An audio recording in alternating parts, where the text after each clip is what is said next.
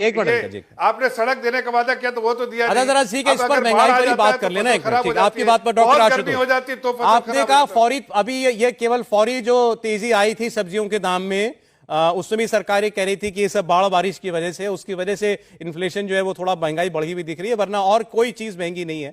सरदाना साहब ने कहा था सरकार का प्रेरोगेटिव है, सरकार इस वक्त 200 रुपया दे सकती है, दे दिया, कभी और मौका आएगा उस वक्त कुछ और कर सकती है, कुछ और करेगी तो सरकार को तय करना है, और चुनाव को देखते हुए भी कर रही है, तो भी क्या हर्ज है।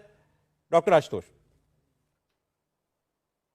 नहीं, देखिए ऐसा है कि सौरभ जी की दो चीजें विरोधाभास हैं। एक तरफ भारतीय जनता पार्टी के नेता ये कहते हैं कि इस देश में महंगाई नहीं है, और जब कोई पत्रकार उनसे महंगाई के बारे में पूछते हैं तो अभी हाल ही में देखा स्मृति ईरानी जी वो पर्सनल लेवल पे ट्रोल करने लगी एक पत्रकार को ही। तो या तो पहले ये तय कर ले महंगाई है कि नहीं है। दूसरी तरफ कल 28 तारीख को जो हरदीप सिंह पुरी जिस प्रेस कॉन्फ्रेंस की बात कर रहे थे, मैं भी सुन रहा था उसको, उन्होंने कहा महंगाई को देखते हुए हम ये कदम उठाने जा रहे हैं।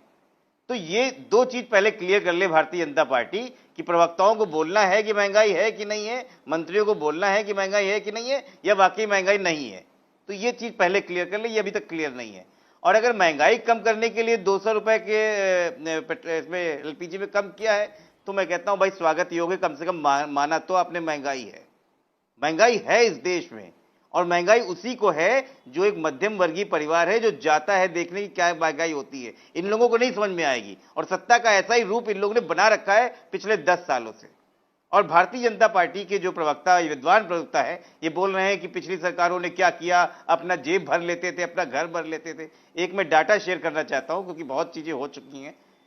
कांग्रेस ने इस देश में 53-54 साल तक राज किया, और भारतीय जनता पार्टी ने मात्र अभी तक 15 साल तक राज किया है। आज की डेट में कांग्रेस पार्टी का जो बैंक बैलेंस है वह है 162 करोड़ रुपए, और भारतीय जनता पार्टी का बैंक बैलेंस है 3596 करोड़, जो कि 2014 में मात्र 82 करोड़ था।